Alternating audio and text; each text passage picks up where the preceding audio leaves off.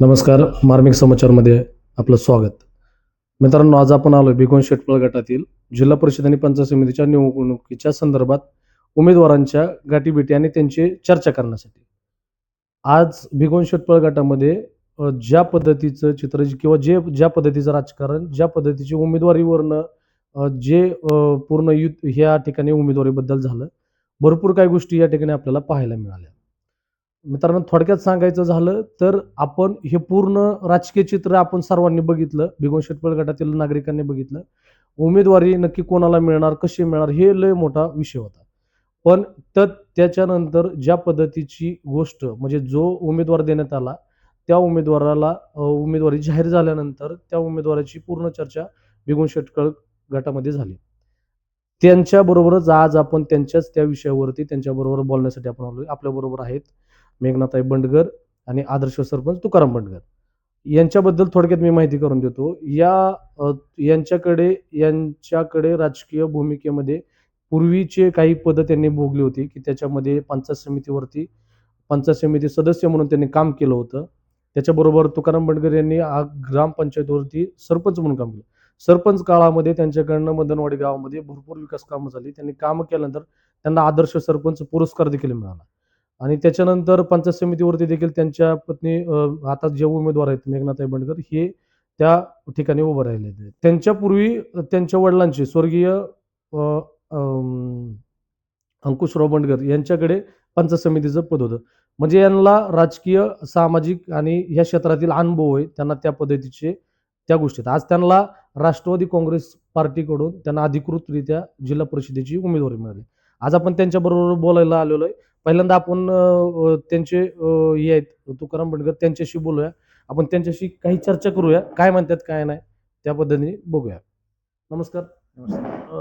काय सध्या आता आज आपल्याला पूर्ण जिल्हा परिषदेसाठी जी काही उमेदवारी आपल्याला मिळाली, तर कसं याकडे कसं बघताय आज तुम्ही?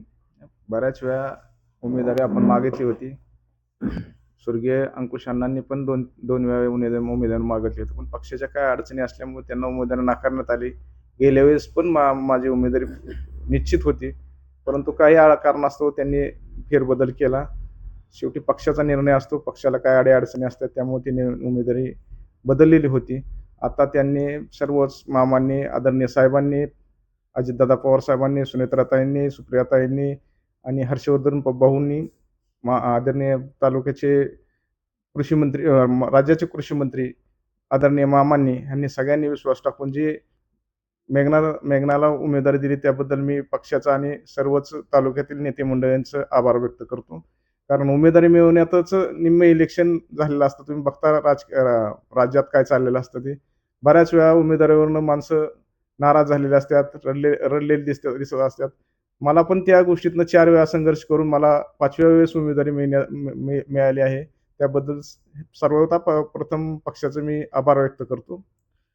मला एक विचारायचं होतं, तुम्ही म्हणजे प्रत्येक वेळेस उमेदवारीबद्दल तुम्ही पक्षाकडे मागणी केली होती. त्यांना त्या ज्या पद्धतीने मागणी करत होता, यावेळेस तुम्हाला उमेदवारी मिळाली. म्हणजे कुठं कसं वाटतं याकडे काय बघताय, की बाबा तुम्हाला उमेदवारी काय वाटतं त्या पाठीमागे भूमिका काय असू शकते? या या उमेदवारीमागं एकच सांगावं असं तुम्हाला वाटतं, की निष्ठावंतांना न्याय मिळतो, फक्त उशिरा मिळतो. मग निष्ठावंताला मग आता जर तुम्हाला आज ह्या क्षेत्रामध्ये थोडक्यात तुम्हाला अनुभव आहे पूर्ण या राजकीय क्षेत्राशी. तुम्हाला पक्षाने उमेदवारी दिली. आज तुम्हाला उमेदवारी दिल्यानंतर आज बाकीच्या परिसरामधले जे इच्छुक उमेदवार होते, त्यांना बी कुठेतरी त्यांनी बी मागणी केली होती, की त्यांना बी आम्हाला उमेदवारी मिळण्यासाठी. आज ते उमेदवार ज्या पद्धतीने तुमच्याबरोबर तेवढ्याच ताकदीने, तेवढ्याच प्रतीने तुमच्याबरोबर तुमच्या पाठीशी उभे आहेत. कसं असतं, उमेदवारी मागणं हे सर्वांचा अधिकार आहे. तो लोकशाहीमध्ये असणारच आहे. उमेदवार इच्छुक असणं त्यात काही गैर नाही. इच्छुकांच्या थोड्या दिवस नाराजी असतात. माझे पण गेल्या वेळेस थोडे 2 दिवस नाराजी असते. ते साहजिकच आहे. प्रत्येक उमेदवाराला माघार घेतल्यानंतर नाराजी वाटणं साहजिकच आहे. कारण त्याचे प्रयत्न असतात. सगळ्या गोष्टी अगोदर ठरवल्या असतात उमेदवारी मिळवण्यासाठी. जे काय करावं लागतं त्यांनी केलेलं असतं. त्याबद्दल सर्व उमेदवारांनी ज्यांनी माघार घेतली त्यांचं सगळ्यात पहिल्यांदा आभार मानायला पाहिजे. इच्छुक राहणं काही गैर नाही, पण उमेदवारी मिळाल्यानंतर त्यांनी पक्षाचं काम करतील हे मी आजही सांगतो. जे काय उमेदवार असतील त्यांचं पहिल्यांदा मी आभार मानतो. तुम्हाला उमेदवारी मिळणार होती हे तुम्हाला माहित होतं का? नव्हतं. म्हणजे तुम्हाला त्याबद्दलची काही नाही, कल्पना अजिबात नव्हती. कल्पना म्हणजे हे पक्षाने पक्षाने. पक्षाकडनं झालेली आहे. बरं, ठीक आहे. चला असू दे. आज आपण त्यांच्याकडनं अजून काय माहिती घेणार आहे. आज आपल्याबरोबर उमेदवार आहेत स्वतः मेघनाताई बंडगर. आज त्यांच्याकडनं आपण माहिती घेणार आहे. ताई काय कसं सांगताल आज जो आपण निवडणुकीला उभे राहत आहे जिल्हा परिषदसाठी काय कसा प्रतिसाद मिळतोय? काय लोकांचं म्हणणं काय आहे? किंवा नमस्कार, मी मेघना तुकाराम बंडगर. लोकांकडून खूप छान प्रकारे प्रतिसाद आहे. प्रत्येक गावात आम्ही घर टू घर प्रचार करत आहे. त्यातूनही लोक खूप म्हणजे प्रत्येक गावागावात घर टू घर प्रचार केल्यामुळे आम्हाला खूप चांगल्या प्रकारे प्रतिसाद आहे. नागरिकांकडून आपल्याला प्रतिसाद मिळतोय. पण आता थोडक्यात तुम्ही जिल्हा परिषदची निवडणुकीला सामोरं जात आहे. तुम्हाला राजकीय पाठीमागल्या वेळेस सुद्धा पंचायत समितीचा अनुभव होता. तोच अनुभव तुम्हाला ज्या पद्धतीचा आज लोकांना तुमच्याकडे बघण्याचं तुम्हाला आज राष्ट्रवादीकडनं कारण का राष्ट्रवादी पक्ष आपल्याकडे या भागामध्ये भरपूर प्रमाणात वाढलेला आहे आणि त्याला लोकांचा सुद्धा पाठिंबा भरपूर प्रमाणात मिळतो.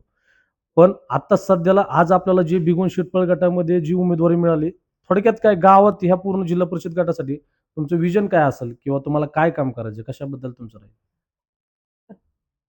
जिल्हा परिषदमध्ये ज्या काही योजना असतील, त्या आम्ही प्रत्येक महिलेपर्यंत पोहोचवण्याचा प्रयत्न करू.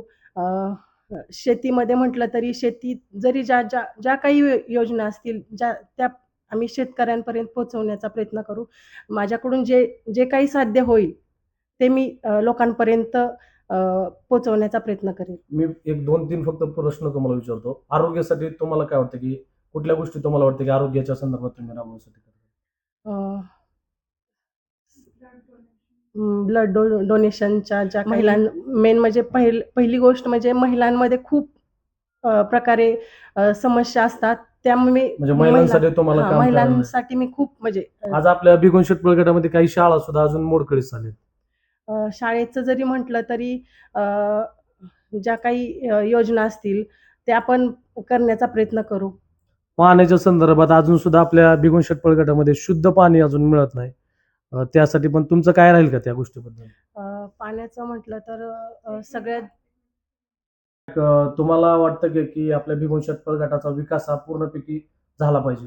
नक्कीच प्रत्येक योजना असतील ते मेन म्हणजे पाण्याचा प्रश्न म्हणजे प्रत्येक गावागावात आहेच. शुद्ध पाणी हे पोहोचवण्याचा मी प्रयत्न करेल. ज्या काही योजना असतील महिलांपर्यंत ते मी महिलांपर्यंत गोरगरीब महिलांपर्यंत पोहोचवण्याचा नक्कीच प्रयत्न करील. एक शेवटचा माझा प्रश्न आहे. तुम्ही नागरिकांना काय आवाहन करताल, की उद्याच्या भविष्यामध्ये तुम्ही सर्वांनी मला भरघोस मतांनी 5 तारखेला घड्याळापुढचं बटन दाबून प्रचंड बहुमताने विजय करावं हीच विनंती आणि ज्या काही योजना असतील ते मी प्रत्येकाजवळ पोहोचवण्याचा प्रयत्न करेल. जिल्हा परिषदने जी मला पक्षाने जी संधी दिलेली आहे, त्या संधीचं मी नक्कीच सोनं करेल. एवढं